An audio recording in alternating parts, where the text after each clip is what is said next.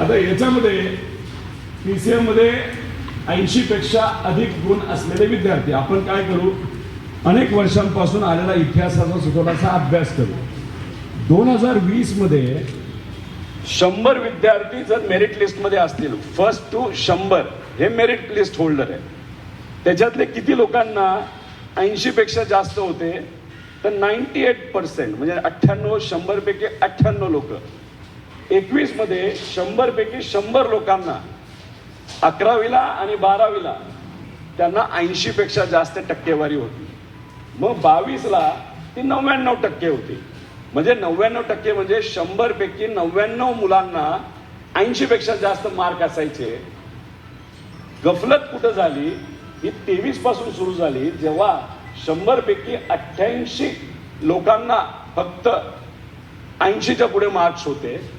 मग ते प्रमाण 24 मध्ये 63 वर आलं, 25 मध्ये 66 वर आलं, 26 मध्ये ते 43 वर आलं. मग आम्ही म्हणलं की अरे बाबा 23 मध्ये असं काय गडबड झाली, याच्या खोलात आपण जाऊ, कारण का हे आकडे पडत चाललेले आहेत.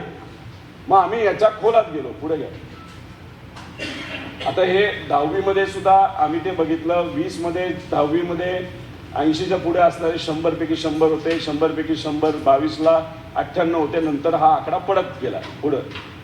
म्हणजे याच्यावर कुठं ना कुठं तरी कळतं की 10वीचे मार्क्स, 11वीचे मार्क्स आणि 12वीचे मार्क्स हे महत्वाचे होते. आणि जो खरंच 11वी 12वी 10वी मध्ये हुशार होता तो CET मध्ये सुद्धा चांगले मार्क घेत होता. पण 2023 नंतर काहीतरी गडबड झाली. आता याचा मी जास्त विषय घेणार नाही. हा तुम्हाला माहिती आहे, नगरसेवकाची 2 मुलं, यांना आत मार्क्स वेगळे असले तरी पर्सेंटाइल सेम मिळालं.